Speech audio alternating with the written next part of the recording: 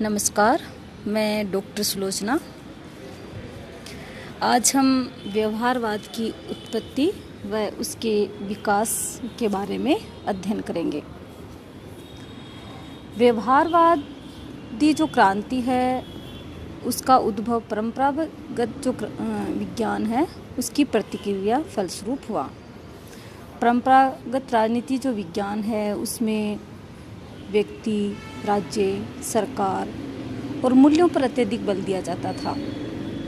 जो भी संस्थाएं थी उनका औपचारिक अध्ययन किया जाता था और उन संस्थाओं में भी मुख्य रूप से जो विकसित देश की जो संस्थाएं थी उनके अध्ययन पर बल दिया जाता था।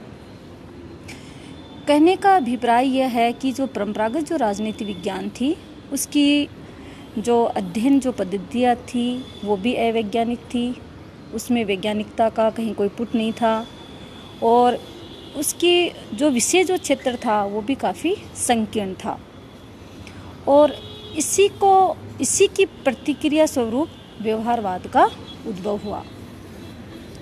व्यवहारवाद की अगर हम बात करें तो व्यवहारवाद की जो नींव है वो प्राचीन काल में ही देखने को मिलती है।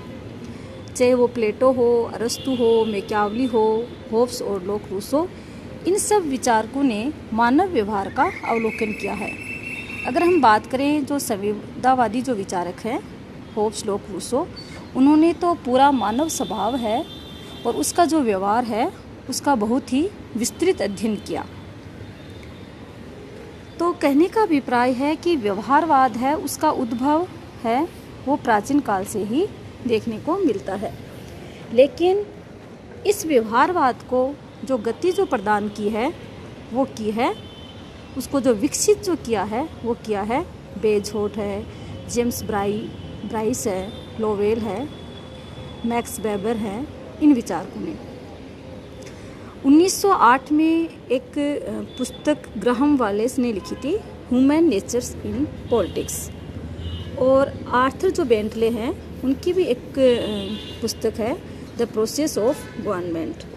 उसमें उन्होंने व्यवहारवाद को काफ़ी विस्तृत रूप से समझाया है। अगर हम बात करें आर्थर बेंटले की तो आर्थर बेंटले तो जो राजनीति जो विज्ञान है उसको निर्जीव की भी संज्ञा देते हैं। उनका ये कहना है कि राजनीति विज्ञान जिसमें राज्य का, सरकार का, व्यक्ति का और जो औपचारिक संस्थाएं हैं सिर्फ उनका ही अध्ययन किया जाता है। अर्थात उसकी जो अध्ययन की जो शैली है परंपरागत राजनीति विज्ञान की उसमें वैज्ञानिकता का कहीं पुट दिखाई नहीं देता। विज्ञान जो कि क्रिया और प्रतिक्रिया का एक रूप होती है वो दिखाई नहीं देता, ऐसा आर्थर बेंटले कहते हैं।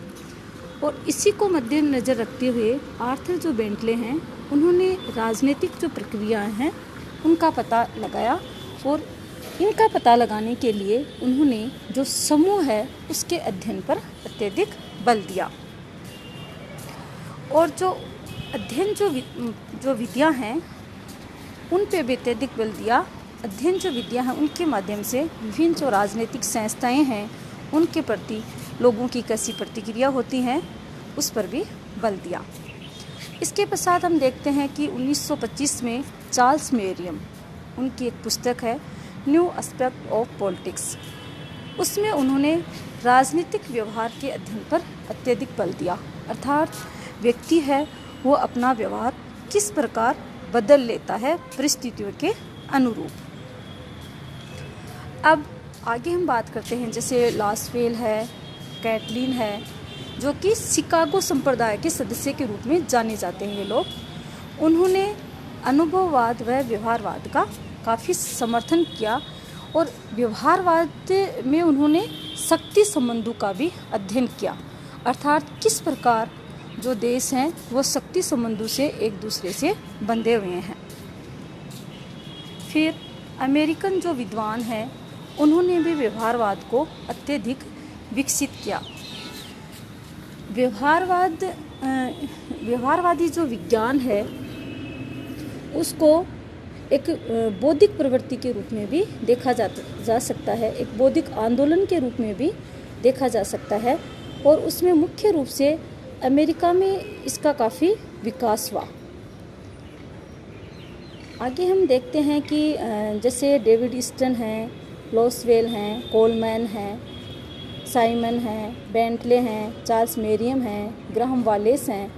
इन सारे विचारकों ने व्यवहारवादी आंदोलन को चरम सीमा तक पहुंचाया और इसके साथ साथ उन्होंने ये प्रयत्न भी किया कि किस प्रकार परंपरागत राजनीति विज्ञान, जो कि सिर्फ सिद्धांत पर आधारित थी, सिर्फ मूल्यों पर बल देती थी, उसके अलावा भी और बहुत से ऐसे क्षेत्र हैं जहाँ से निकलकर हम मानव व्यवहार का अध्ययन कर सकते हैं, शक्ति का अध्ययन कर सकते हैं, निर्णय निर्माण का अध्ययन कर सकते हैं। वैज्ञानिक पद्धतियों के माध्यम से व्यक्ति के राजनीतिक मतदान जब करता है तो उसके व्यवहार का अध्ययन कर सकते हैं। धन्यवाद।